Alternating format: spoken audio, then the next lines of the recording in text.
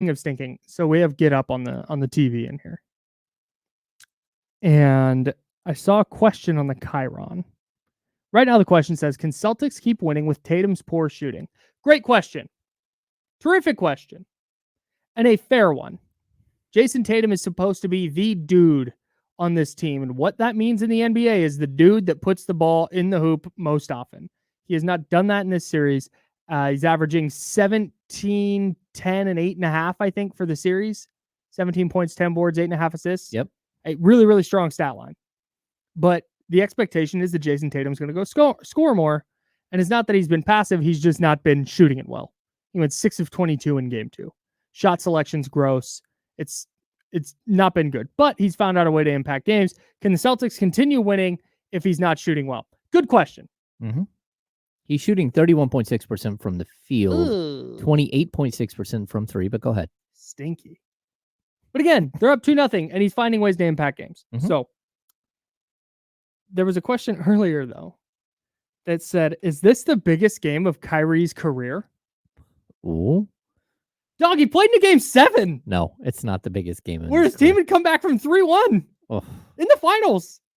He hit a big shot in that game, FYI. Is this the biggest game of Kyrie? Not even close. Do you know what Kyrie's shooting in this series? This would even be the biggest game of this series. No, I totally agree. What is he shooting? 35% from the field, 35.1. You know what he's shooting from 3? 0%. He's 0 for 8. 0. It is the tied for the longest streak to start a finals without a made 3. I think in NBA history, I think I saw. Okay, so he's 0 for 8. PJ Washington is 1 for 8. And then Luka's 8 for 21. Yeah, Luka's filling it up. Awesome. Yeah. So, and even Derek Jones Jr., who had been so good before, he's 1 of 5 in the first 2 games. They're asking the question, like, it's such a talking point. Well, what if Dallas just starts hitting their threes? And I think what people are like completely ignoring is the reason why they're not hitting their threes is because the Celtics are incredible defensively. Yes. Incredible. Not a lot of wide open looks. No wide open looks. The best shot blocking guard in the NBA in Derek White. One of the best on-ball defenders in Drew Holiday. And then that's the matchup that you're dealing with. So your 2 best players are going up against that. Mm-hmm. Against these 2 dudes. Mm-hmm. And then they have all these other guys that are really, really good. Yeah. Whether it's Brown or Tatum, Horford, like this group of players is just built to win a championship. They're 2-way players, almost every single one of them.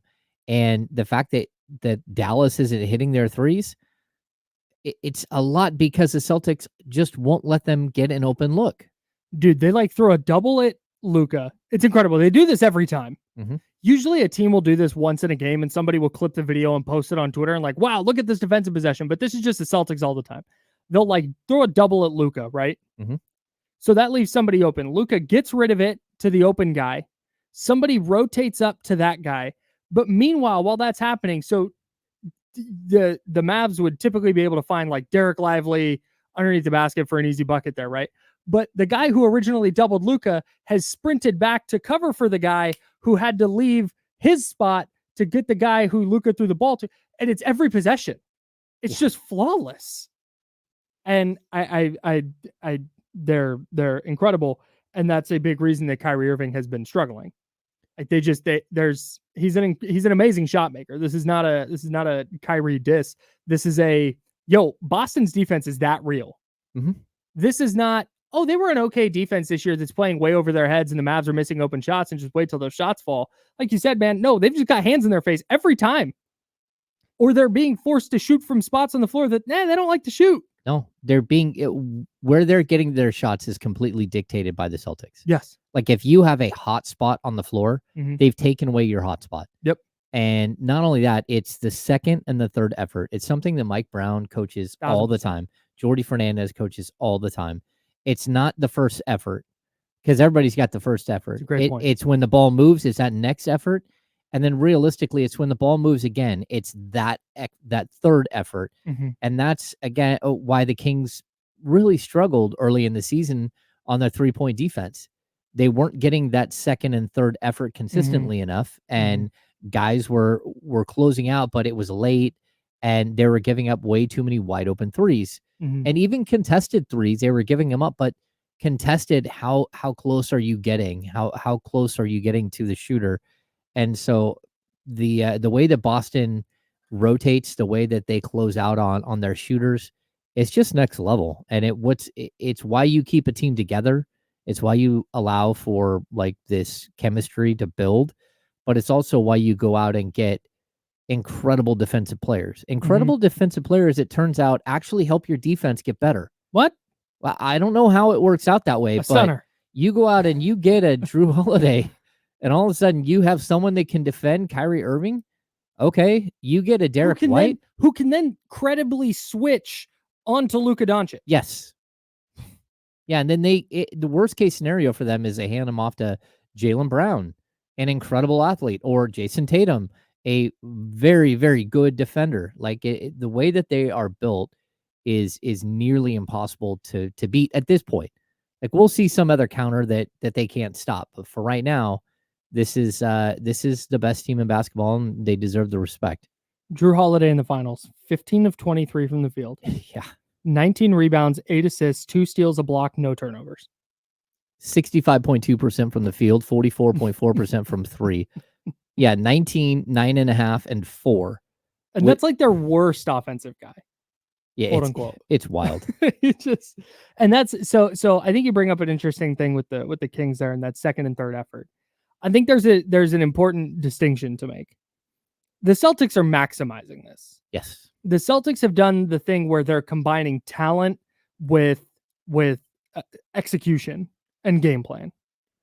The Kings, no matter how much Mike Brown coaches, no matter how much film they watch, like the Kings are just not going to have the same defensive personnel the Celtics do. Or any team is not going to have that personnel.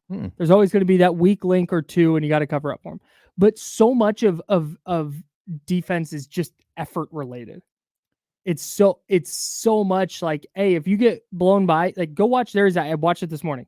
It's a 1 and 13-second long clip of Luka playing quote unquote defense in this series where it's just a blow by and his feet never move. He rotates on a vertical axis. He just rotates. Oh, blow by. There he goes. Oh, well, all right. Back up the floor. Okay, let's go back this way. He opens the gate. Yes. And then, but if a guy goes by you, chase him down. You got to keep stay fighting on it. Right. Stay on. Yeah. Do something. And I think that's so much of what, and I think for Mike Brown, that was a lot of what he would talk about in post-game pressers. Like, I'm not going to change personnel. I'm not going to change scheme until they do what we're coaching. Yes. We'll start there. And then once that's not working, we'll try and do something different. And I think that was the big change at the end of the year. The personnel changed with Keon Ellis for sure. And I think that was a big deal. Like Keon Ellis is just individually a fantastic defender, but it's the effort that he brings too. It's the hustle. And I think that really bled over into the rest of the team. So some guys who maybe weren't as effective defensively started to be more effective just by matter of that second or third effort. Well, I think the second and third effort matter. I also think an on-ball defender who knows how to fight through screens as well as anyone that I've seen in a Kings uniform, his ability to fight through screens at Keon Ellis. So it's incredible. So when people are making passes, the deflections that he gets, the deflections that happen because he slows down a pass, he takes away something from somebody, and now the ball isn't as crisp. The balance of the player he's up against isn't perfect. That matters. And so, like, look, I think it's interesting when the Kings don't have the personnel to match up with the Celtics, like as a defensive unit. And it's not no that team does. No team does. But I'd also say like the second best or the first best defensive team in the league was Minnesota. And because Minnesota is built so big man centric, that's even like, that's really, really easy to take that away from a team. Like defensively, yeah, they can be great and their rotations and everything are good. But they have a guy who is a defensive stopper at the rim, and you can wipe him out of a game and take him completely out of it. The Celtics don't have that weak link. Sure, there are times where you can get a 38-year-old Al Horford in some sort of switch and he can get beat. Okay, There's a time here and there where Porzingis might get beat on something. He's just a little too slow-footed, but it's not every time. Mhm. And those guys also have something they bring to the table that someone else on the other team can't do. Mhm. And that's where I think Gobert being so limited offensively Yeah. really, like, you can play him off the court, and then if Minnesota doesn't want to remove him, Mhm. then you're just going to get killed. Yeah. And with regards to the Kings, the problem is that the Kings have like a lot of guys that they're not horrible effort guys, they're not horrible defenders, but there's nothing you can do about, like if Kevin Huerter at 6'7" is up against a fast shooting guard or gets swapped onto a Mhm. point guard, he can't keep up. He's 6'7", Mhm. and he's just not that athletic. Mhm. The same goes for Sabonis. If Sabonis is in space on the perimeter, Mhm. sometimes he gets in trouble. Mhm. And can you go in the key? Can you go over the top of Sabonis? Yeah, you can go over the top of Sabonis here and there, but position defending, he Mhm. does fine. Mhm. The problem is that the way the Celtics move is we always hear this weird thing people say they're playing on a string, right? Yes. Yeah. And it's like when one guy, it's almost like they're all roped together. So when one guy flies out to defend somebody, it pulls another guy to somewhere else. Mhm. And when that guy moves somewhere else, it drags somebody to some Right. other position. Right. And they're just moving in concert in a way that very few teams can. And Mhm. to be honest, it's really good coaching. And that's where I think if you're Mike Brown, there are so many possessions that you can take of the Celtics in just in this finals. Mm-hmm. Forget all year and through the playoffs, where you can go, hey, look, when 38-year-old Al Horford is isolated against Kyrie Irving, you can just go, hey, if Domantas Sabonis is isolated against Kyrie Irving, watch how the entire defense fixes that. Yeah. And ensures that that's not going to be an easy bucket. Compresses. Yeah. And you know that that's going to happen. Okay. So if there's a blow by, you know that this defender's coming over, which means like that sets in motion. Okay, here's how everything goes. It's like bunt defense in baseball, right? Mm-hmm. It's like first baseman crashes down, second baseman covers first base, third baseman crashes down, shortstop's covering third. You're going to leave second vacant. Like there's a synergy to it, right? Yeah. And I think that's such a huge thing with Boston. We've talked so much about their talent, and it's there. This is not a Boston isn't talented thing. They are the most talented team in the sport, but they execute better than everybody too. No, and it's not. There are things like the Derek White chase down block on PJ Washington the other night in game 2, where it's like that's Derek White being individually an insane defender. That's just that not a lot of dudes are replicating that. But hey, could De'Aaron Fox make that play? He has. I think right. He has so many chase down blocks early in his career. Exactly. That's just like that right there is just like, hey, that's a good defender. De'Aaron, very, very good defender, chasing a guy down and making a play. It's an effort play. And if I'm Mike Brown, I'm isolating every single possession that's like that, because Peyton Pritchard is playing minutes. Peyton Pritchard, not a great defender, and they're figuring it out. Al Horford is a high IQ player, but not great sliding his feet at age 40 or whatever he is at this point. Yeah. It's kind of nuts to think that LeBron is older than Al Horford. Oh yeah, and he's played so much longer. Oh my God, than Al Horford. Because I think Horford came into the league at 06. Well, he came into the league at 19. I want to say no, he might have been 20. Oh no, he was 08, the 07 draft. Yeah, because they won back-to-back titles in Florida, right? Was he 2 years at Florida? I'm almost positive that him and Joakim and Corey Brewer stayed together to win 2. Okay. Am I wrong? I'm checking on that now. You know what? I'm lacking a little bit in my University of Florida basketball knowledge. Yeah. I don't know. I'll find his stats somewhere. That's funny. Yeah, in De'Aaron Fox's second year, he had 45 blocks. De'Aaron Fox's second year in the league, 45.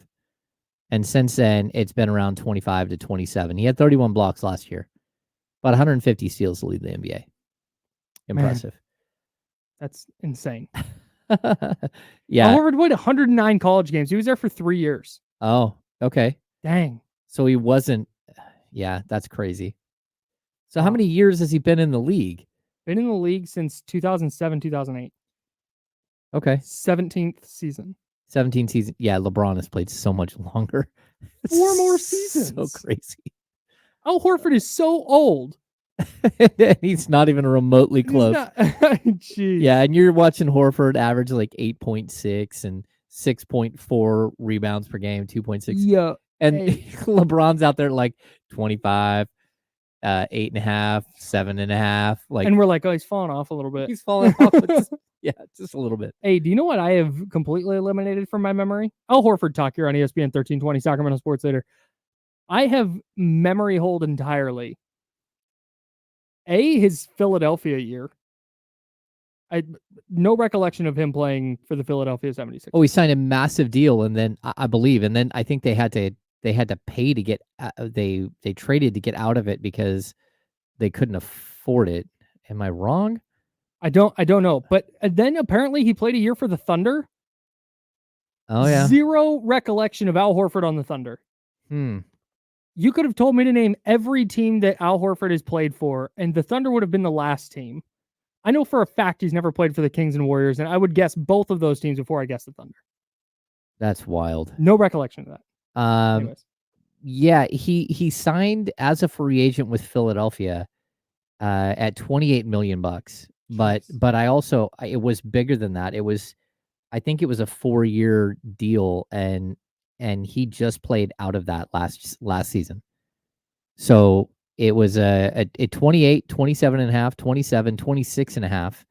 And then last year with Boston, he signed a $10 million deal, but he had signed for over $100 million like late in his career and was just making a lot of money with Philadelphia. And the Philadelphia very quickly realized that they had made a mistake, that wasn't going to work with Embiid.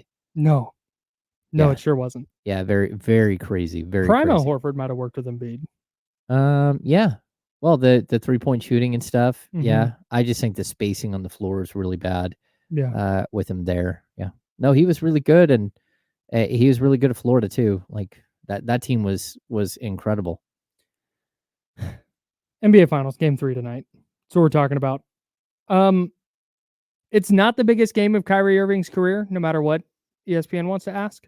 Oh yeah, no way. It's just it's insane. But I do think for Kyrie Irving specifically, we can talk about role players and we can talk about the Al Horfords and we can talk about Boston's defense. Kyrie Irving is supposed to be the type of player who is a little bit defense proof. Who is, yeah, you know what? You can make it tough on him, but he's still going to go get 25 or 30. Mm-hmm. And it's not even been that he's been getting locked up defensively. It's just how he's been playing. I thought Kyrie was going to step into this series and be like, no, I'm a killer. I'm going to average 30 in this series. And there's nothing you can do about it.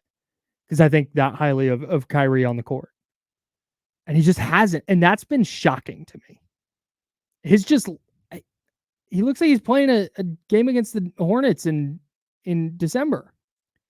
It's just a strange vibe. And maybe getting home changes things. But we can talk about PJ Washington and Derek Jones and Derek Lively all we want. But dude, if Kyrie Irving is going to play like Kyrie Irving has played, it's not going to matter. No. It's not. So this is not the biggest game of Kyrie's career by a long shot. Like I said, he played in a Game 7 in the finals. But it is the one where I think he has all this Kyrie Irving love that has been heaped his way as he's helped guide the Mavs to this point, and he's been really good and all that. And are they the best backcourt of all time? And Kyrie Irving is the most skilled player to ever pick up a basketball, and all this praise that he's gotten. I think this is his kind of big opportunity to prove all of that right. Or if he goes out and has 12 points again tonight, it's going to be more of like, oh, maybe not. Yeah, it's tough. Maybe he's not back. I don't want to say it's a legacy game for him. Oh, I love a legacy game. Yeah, because I kind of feel, you know what, I kind of feel like whoever, well, I mean, if Dallas loses this series like we expect, I don't think, unless they're back next year and the year after, I don't really think we're going to think of this series all that much. We're going to think of Dallas in this series all that much. We're going to think this is the first for the Celtics in this era, and it might be the first of a couple Yeah. over a 5-year span. Yeah. And we're going to think about them and how good they were. I think Dallas is going to be an afterthought. And so, yeah, I don't think, like, if there's a way Ooh. that Luka and Kyrie storm back and win this thing, then okay, maybe it becomes a legacy series, Mhm. right? For both of them. It's the one that got Luka over the top, and it's the one that cemented Kyrie as a Hall of Famer and all this Yeah, stuff. yeah. And he might be I think he's either already way. there, but it cements him in a different tier, a different Yeah, stratosphere. yeah. Yeah. I think him making it there, I don't think will have that same impact. Especially if he doesn't play well, man. Yeah. Like so much of this legacy stuff is predicated on playing well in the playoffs and in the finals. And that's just it. Yeah. And I know that he hit one of the biggest shots in NBA history, and he was incredible in the 2016 finals. That's why he's stamped.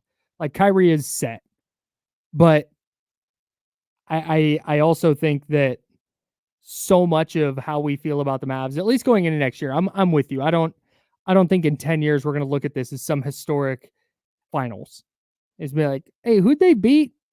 Oh yeah, that's right. Like the Heat's finals win over the Thunder. What an odd finals that was. Like that, I know it was Harden and Westbrook and Durant, but they were probably there a year or two early, Mhm. and then they had to break up that group, and everything's happened with Durant and Westbrook and Harden since then in their individual careers. But still, when I think about who the Heat or who LeBron James has beat in the finals, it's like, okay, I know that he got the Warriors and he got the Spurs. I genuinely forgot who was it, the Heat that they played in the bubble finals? Oh, no. I can't remember. I thought it was Miami. Yeah? Whoever it was in the bubble final. But again, it's like that. That's kind of how I think I'm going to think about this finals. But man, if I think the bigger deal for Kyrie specifically is if he plays poorly tonight and they lose this series in 4 or 5 games and he just kind of has a bad series, I think it just changes how we feel about the Mavs going into next year. Yeah. Where there's some more like, oh, hang on. Let's pump the brakes on the Mavericks all of a sudden being in the Western Conference Finals or Finals every year because of Luka and Kyrie. Yeah. I think that's going to be the big change. It was the Heat. Yeah. It was the Heat. That's the meme of Jimmy Butler and he's leaning on the stanchion behind the basket. I think so. that's where that's from. Yeah, it's it's a 4-2. They won 4-2 in that series. I could tell you, I know Anthony Davis hit like a game winner in that series. Like a big 3, or maybe it was an elbow jumper. I remember nothing about that series. Wow. Okay. I got nothing. And the Heat Thunder series, I remember there was like a phantom foul call on Kevin Durant, or maybe it was Kevin Durant there should have been a foul call on LeBron against Durant. I don't know.